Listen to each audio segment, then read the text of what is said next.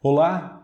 Hoje a nossa leitura do Evangelho de João chega ao capítulo 3, a história de Nicodemos, a história sobre nascer de novo. Também o trecho que tem o versículo mais conhecido do povo cristão aqui na face da terra. João 3,16. Deus amou o mundo de uma maneira tão espetacular, tão fantástica, que deu seu Filho, seu único Filho, para que todo aquele que nele crê não pereça, mas tenha vida eterna. Esse versículo está na nossa leitura de hoje. Então vem comigo, vamos ler a Bíblia juntos. Evangelho de Nosso Senhor Jesus Cristo, escrito por João, capítulo 3. Havia entre os fariseus um homem chamado Nicodemos, um dos principais dos judeus. Este de noite foi ter com Jesus e lhe disse: Rabi, sabemos que és mestre, vindo da parte de Deus, porque ninguém pode fazer estes sinais que tu fazes se Deus não estiver com ele. A isto respondeu Jesus: em verdade te digo que se alguém não nascer de novo, não pode ver o reino de Deus. Perguntou-lhe Nicodemos: como pode um homem nascer sendo velho? Pode, porventura, voltar ao ventre materno e nascer segunda vez? Respondeu Jesus: em verdade te digo, quem não nascer da água e do Espírito não pode entrar no reino de Deus. O que é nascido da carne é carne, e o que é nascido do Espírito é Espírito. Não te admires de eu te dizer: importa-vos nascer de novo.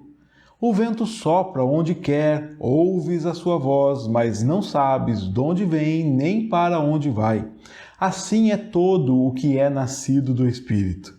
Então lhe perguntou Nicodemos: como pode suceder isto? Acudiu Jesus: tu és mestre em Israel e não compreende estas coisas? Em verdade te digo que nós dizemos o que sabemos e testificamos o que temos visto, contudo não aceitais o nosso testemunho. Se tratando de coisas terrenas não me credes, como crereis se vos falar das celestiais? Ora, ninguém subiu ao céu senão aquele que de lá desceu, a saber, o Filho do homem que está no céu.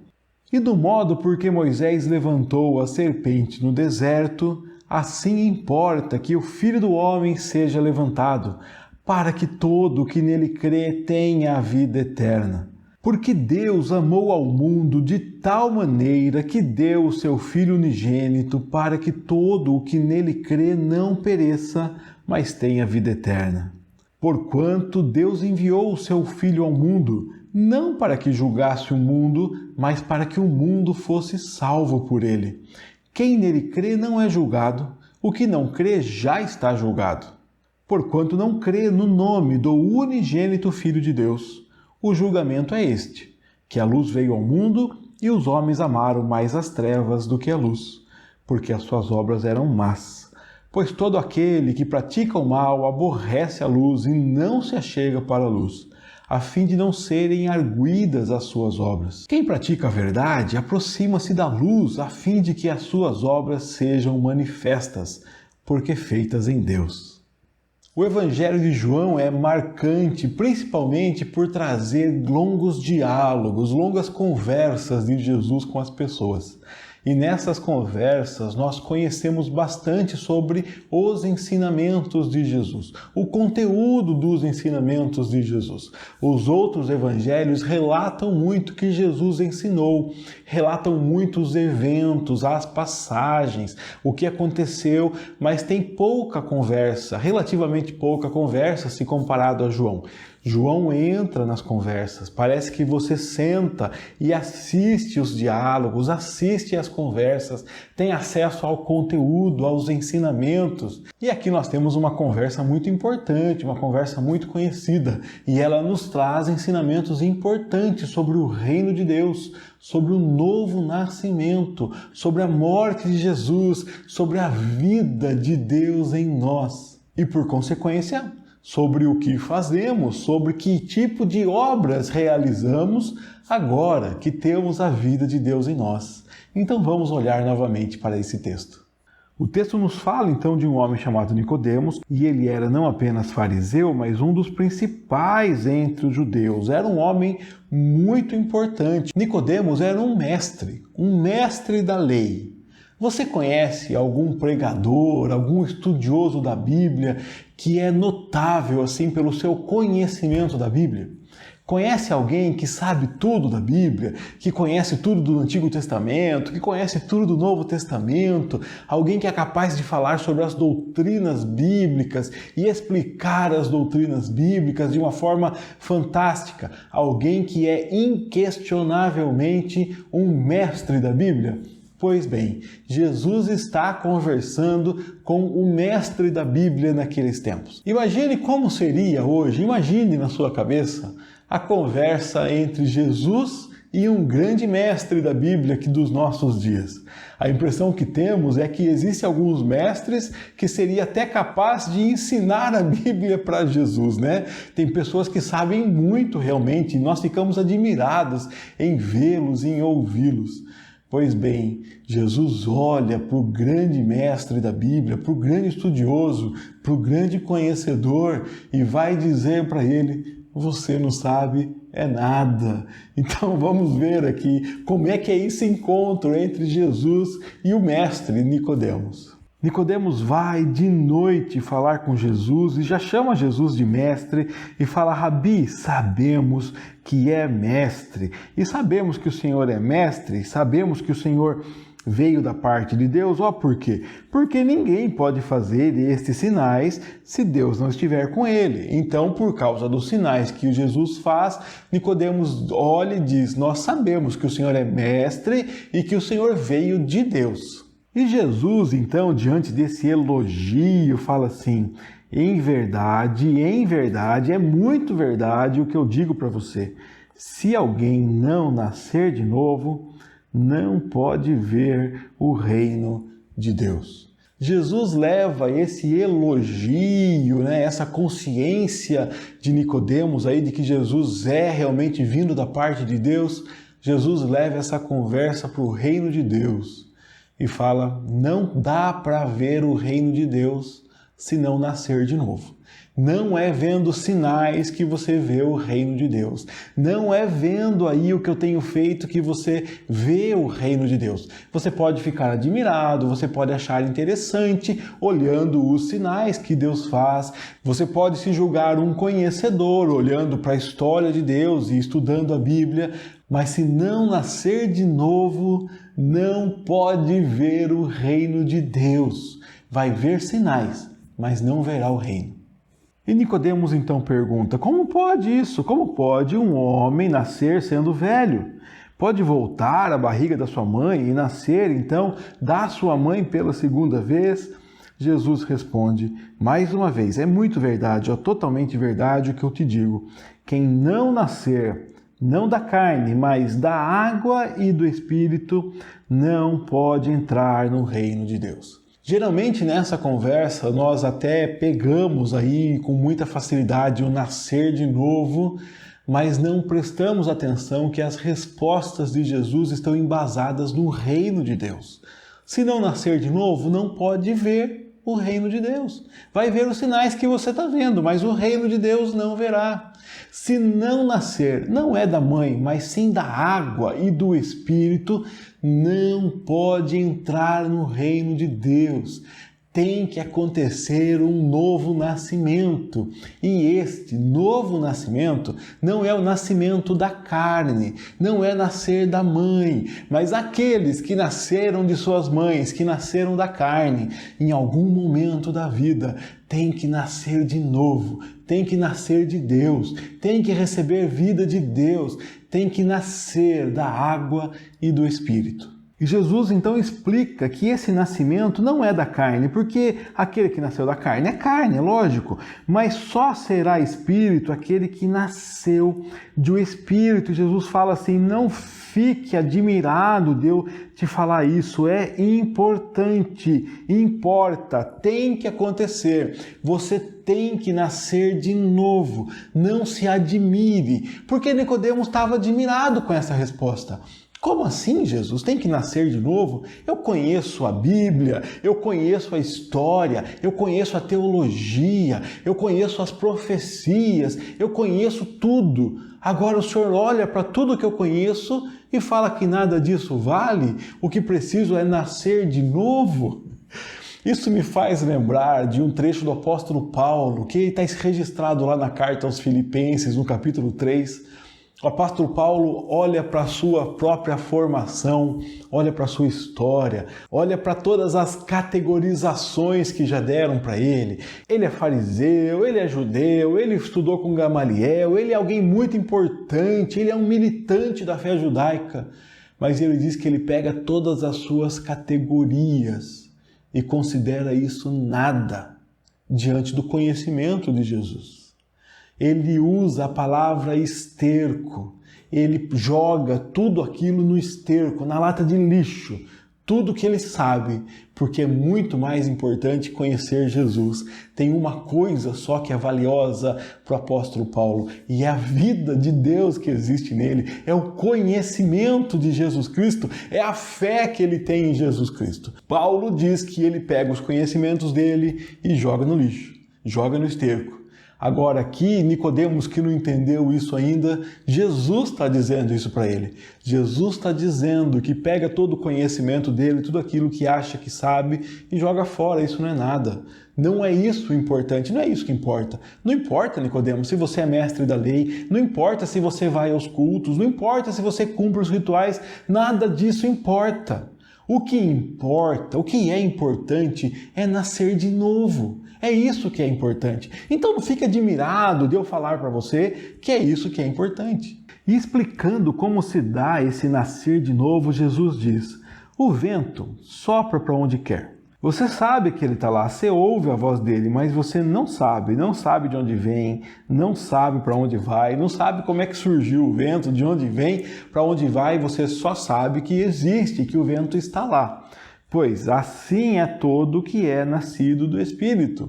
Você pode não saber explicar como é que aconteceu, por que Deus te escolheu, por que o Espírito te convenceu, por que o Espírito gerou vida em você, por que você foi nascido da água e do Espírito. Mas você sabe que está lá, você sabe o que aconteceu, você tem vida de Deus dentro de você.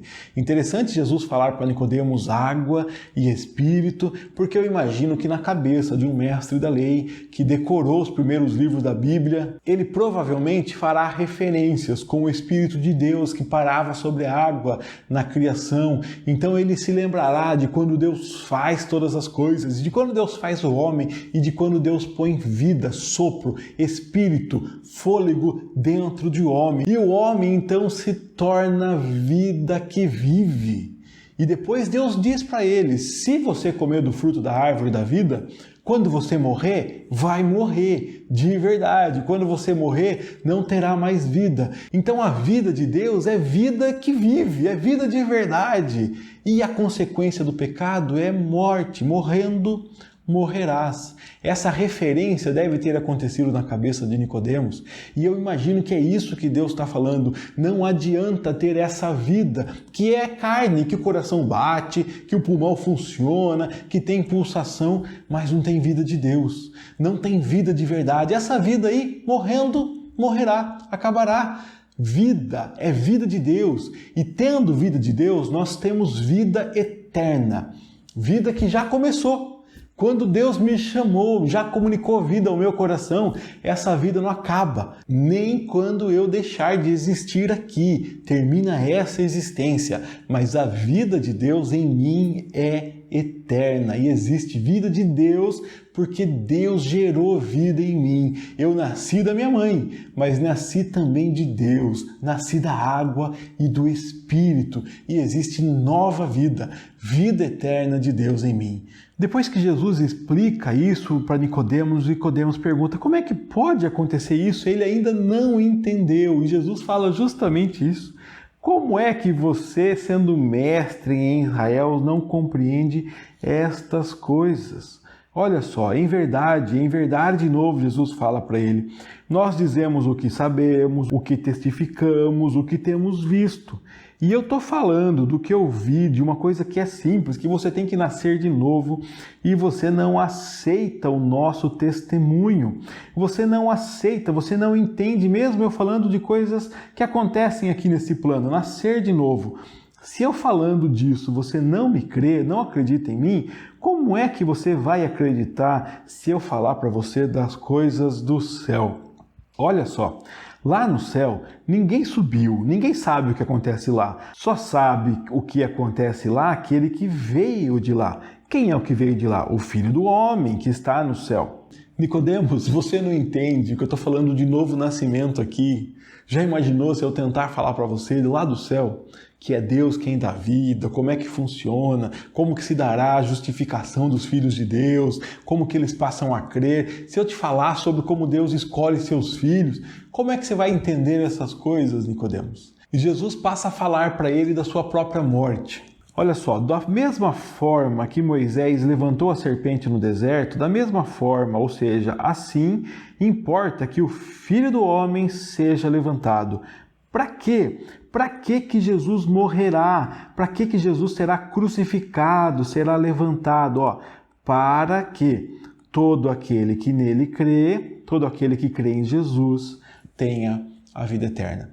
Interessante que Nicodemos está conversando com Jesus, mas Nicodemos não entendeu. Nicodemos está meio perdido, mesmo sendo mestre, e Jesus diz para ele: olha, Nicodemos, tem muita coisa para você entender aí.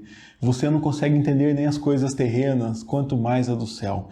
Eu vou te falar, eu vou morrer, eu serei crucificado, levantado para a salvação. Assim como Moisés, lá no deserto, levantou uma cobra para a salvação das pessoas que sofriam lá pela peste das serpentes, da mesma forma, eu serei levantado, eu serei crucificado, mas não mais para livrar de picada de serpente. Eu serei levantado para dar vida. E não é apenas essa vida aqui, desta existência, mas vida eterna. E o versículo 15 diz que é para isso que Jesus Cristo é morto, para que todo aquele que nele crê tenha vida eterna. Então vem o versículo 16 explicando justamente o que Jesus falou no 15, né? Olha, o porquê. Quando um texto começa com porquê, ele está explicando o que ele disse antes. Ele está explicando que Jesus morre para nos dar vida e vida eterna. Por que Jesus morre para nos dar vida eterna? Porque Deus amou o mundo de uma maneira tão fantástica, de tal maneira, que o que ele fez? Ele deu o seu filho unigênito. Para que Deus ia dar o Filho dele? Para quê? Para que todo o que nele crê não morra, não pereça, mas ao invés da morte tenha vida e vida eterna. Então ele está explicando o versículo 15. Deus amou o mundo de uma maneira fantástica. E como é que medimos o amor de Deus? Será que eu posso medir o amor de Deus baseado nos bens que ele me deu? Posso medir o amor de Deus baseado em curas que Ele me deu? Posso medir o amor de Deus baseado nos meus projetos que deram certo? Baseado no crescimento da igreja? Baseado na política do mundo? Como é que eu meço o amor de Deus? Nada aqui dessa terra é capaz de medir o amor de Deus. E se você tentar medir o amor de Deus por você, olhando para qualquer coisa aqui, você falhará. Porque nada dessa terra se compara ao amor de Deus e nada pode expressar o amor de Deus. Sabe como é que você mede o amor de Deus? Sabe como é que você tem certeza de que Deus te ama? Não é olhando para o que pode acontecer na sua vida. Nem é olhando para as coisas que já aconteceram na sua vida.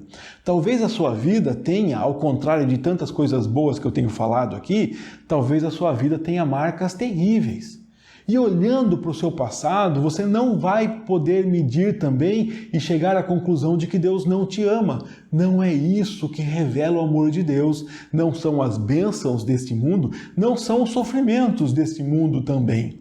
O amor de Deus é demonstrado para você não pelo que acontecerá, nem pelo que aconteceu na sua vida, Mas o amor de Deus é demonstrado para você pelo que aconteceu na cruz do Calvário.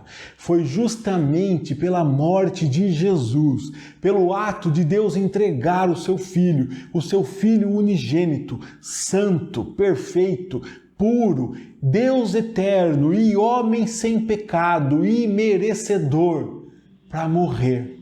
E não para morrer por alguém bom, por alguém justo, por alguém merecedor, mas para morrer por mim e por você, para morrer por aqueles que não mereciam. E é justamente aí, assim, que você percebe, que você entende que o amor de Deus é grande. Aí que você vê o grande amor de Deus, pelo fato dele ter entregado o Filho para morrer por inimigos de Deus. É assim que a Bíblia nos chama, pessoas que não merecem o amor de Deus, pessoas que se voltam contra Deus, pessoas que fogem da mensagem de Deus. Deus entrega seu Filho para morrer por nós e nisto conhecemos o amor de Deus. Jesus continua explicando, olha, porquanto Deus enviou seu Filho, não foi para julgar o mundo, mas foi para salvar o mundo, para que o mundo fosse salvo por ele. Jesus não precisa julgar o mundo, sabe por quê? Porque quem crê nele está salvo e quem não crê não precisa ser julgado, já está julgado. Este já é o julgamento, é o que Jesus explicará. Quem crê não é julgado. Quem não crê já está julgado. E já está julgado por quê? Por que já está julgado? Porque não crê no nome do unigênito Filho de Deus. E quem crê? Quem crê não será julgado. Já imaginou que maravilha? Que bênção! Ao invés de Deus julgar os meus atos, porque certamente Deus me encontraria imerecedor, ao invés disso, Ele julga os atos de Cristo e aplica os atos de Cristo em mim.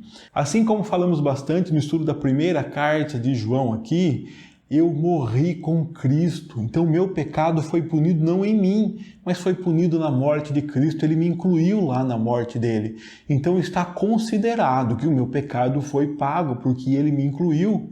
E eu morro então com Cristo, morro para os desejos desse mundo, morro para essa vida pecaminosa e começo a praticar a vida de Cristo em mim, que vimos que ela resulta em boas obras, ela resulta no amor a Deus, ela resulta no amor ao próximo, ela resulta numa nova vida, porque é resultado de um novo nascimento. E qual é o julgamento, então, de quem não crê? Quem não crê já está julgado. O julgamento é este aqui, ó. A luz veio ao mundo, os homens não amaram a luz. Os homens amaram mais as trevas do que a luz. Amar mais as trevas do que a luz é sofrer punição de Deus. Ou Deus ama você e te revela Cristo, e você passa a amar mais a Cristo do que as trevas, do que este mundo.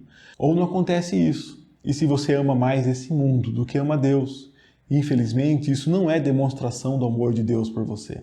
Se Deus te deixar seguir todos os impulsos, todos os desejos deste mundo, isso não é demonstração do amor de Deus por você. O amor de Deus por você será visto, será percebido, justamente no fato de você não amar esse mundo, mas você amar mais a Deus do que a esse mundo. É aí que você percebe o amor de Deus por você. E parece que tudo que nós queremos é justamente fazer as nossas vontades. E a Bíblia diz que fazer as nossas vontades, amarmos a esse mundo e nos entregarmos a esse mundo, não é demonstração do amor de Deus por nós, não. Se Deus me dá condições de fazer as minhas vontades, eu posso até dizer para todo mundo, olha como Deus me ama, Ele me abençoa, eu posso fazer tudo o que quero. Mas se eu fizer tudo o que desejo nesse mundo aqui, amar esse mundo, isso não é demonstração do amor de Deus. O amor de Deus é demonstrado por mim justamente por eu ter morrido com Cristo na cruz e as minhas vontades dos desejos desse mundo diminuírem dia a dia e a vida nova de Cristo crescer em mim e eu então amar mais a Deus do que a este mundo. E os homens amam as trevas, amam esse mundo justamente porque eles não praticam boas obras, eles fazem obras más. Porque todo aquele que pratica as obras más, ele desagrada a Deus, aborrece a luz, ele foge de Deus. E ele foge porque ele não quer que sejam reveladas as suas más obras, porque a luz revela o que há no oculto, revela o que há no escuro. A luz revela as obras. E quem pratica as más obras, quem não tem o amor de Deus, não quer que o seu coração seja revelado, não quer que as suas más obras sejam reveladas. Mas quem pratica a verdade aproxima-se da luz, corre para Deus e quer mostrar as suas obras, porque não é ele que está fazendo as obras sozinhas, porque ele não está fazendo as obras sozinho, mas as nossas boas obras, as coisas boas que conseguimos fazer, elas são feitas em Deus, é Deus agindo em nós. Você ama o próximo? É Deus agindo em você. Você consegue ter domínio próprio, ser mais manso, ser mais paciente, ser mais fiel, ser mais honesto? É Deus agindo em você. Então você corre para a luz e você demonstra que Deus está agindo na sua vida. Olha só, Jesus conversando com o mestre da lei, diz para ele: tudo que você sabe, se não nascer de novo, isso não vale nada, isso não importa. O importante é nascer de novo. E Jesus então parece que deixa Nicodemos de lado, a conversa acaba, isso se torna uma aula, uma exposição. E Jesus está explicando: olha só, você tem que entender que não é uma coisa que você faz. O novo nascimento acontece, assim como o vento sopra de um lado para outro, você não consegue entender, mas acontece, porque o Espírito de Deus sopra a vida em você e você então nasce de novo. Você nasce de Deus, é isso que importa. Importa nascer de novo. Deus amou o mundo de um jeito tão fantástico que Jesus é levantado na cruz, que Jesus morre, ele entrega o seu filho unigênito, e é aí que você então vai entender o amor de Deus. O amor de Deus é revelado para mim e para você pela obra da cruz, pela obra de Jesus, pela morte, pela ressurreição de Jesus, pela vida de Deus que existe dentro de mim e dentro de você, porque os nossos pecados foram pagos na cruz. Você tem que entender isso. Não é fazendo curso de teologia que vai para o céu, não é cumprindo os rituais da igreja que você se torna filho de Deus, não é cumprindo tabela de oração, de jejum, de leitura bíblica. Todas estas coisas são sim consequências do novo nascimento. Aquele que é nascido de Deus, ele quer buscar a Deus, então ele terá uma vida que inclui oração, leitura bíblica, comunhão com os irmãos. Então, lógico, a frequência na igreja, a participação de um grupo de filhos de Deus proporciona essa comunhão com os irmãos, onde vão juntos aprender sobre a vida cristã, buscar a presença de Deus, um auxiliar o outro, um discipular ao outro, ensinar sobre Jesus, porque o que é importante é saber de Jesus. O que é importante é ter vida nova, vida eterna dentro de nós. Esse texto me faz pensar nas coisas que são importantes. O que eu devo buscar? O que eu devo valorizar? Será que importante são os meus títulos? Será que o importante são os prazeres desse mundo? Será que o importante é o reconhecimento que eu posso ter nessa terra? Ou será que o importante é a vida de Deus em mim? Se importante é a vida de Deus em mim, então importante é manifestar as boas obras que essa vida de Deus gera em mim, porque eu nasci de novo, porque eu morri com Cristo, eu tenho uma nova vida, e isso é importante. Essa nova vida é Deus quem comunica a mim, é Deus quem faz. Olhe para a sua vida, olhe para a vida de Deus em você, reconheça o que é importante na sua vida. O que é importante na sua vida é essa manifestação da vida de Deus em você. Essa manifestação que aponta pelo que Deus já fez por você. Aponta para o grande amor de Deus manifestado por mim e por você na cruz do Calvário. Deus te ama, Ele te dá vida. E isso é importante. Nada pode se comparar à vida de Deus em você. Desfrute essa vida, aproveite essa fantástica notícia e celebre, porque você é filho de Deus. Deus revelou a você Jesus. O Espírito Santo comunicou a vida de Deus no seu coração e você agora crê no Filho de Deus. Se você por acaso ainda não entende se você crê ou se você não crê no Filho de Deus, ore, fale com Deus, peça para Ele comunicar ao seu coração a fé em Jesus Cristo. Leia a Bíblia, busque entender quem é Jesus. E eu tenho certeza que Deus se mostrará a você, porque é isso que Deus faz, Ele se revela a nós. E Ele então reforçará no seu coração a certeza da vida eterna. Você passará a manifestar a vida de Deus na sua vida. Você será guiado por um caminho de transformação. Só Deus pode fazer isso e Ele está fazendo isso. Ele usa vários mecanismos, vários meios. Quem sabe essa meditação de hoje não é um mecanismo na sua vida. Quem sabe, se você já tem certeza que é filho de Deus, uma meditação nesse texto, uma reflexão, o compartilhar dessa mensagem, você contando essa mensagem para alguém, não é um instrumento de Deus para comunicar vida ao coração de outros filhos e filhas de Deus. Que Deus use a minha vida, a sua vida, que Deus nos use em boas obras, obras que Deus faz através de nós. Deus abençoe você e eu espero nos encontrarmos aqui no nosso próximo estudo. Um grande abraço. Que bom que você assistiu esse estudo até o final. Eu convido você para assistir os estudos que estão aqui no canal das cartas escritas por João. Estou deixando aqui no quadrinho acesso a essa playlist, a playlist destas cartas. Lá João também fala sobre o novo nascimento. E ler a Bíblia, ler a palavra de Deus é sempre bom. Então vá lá, confira esse estudo também. Até mais, querido.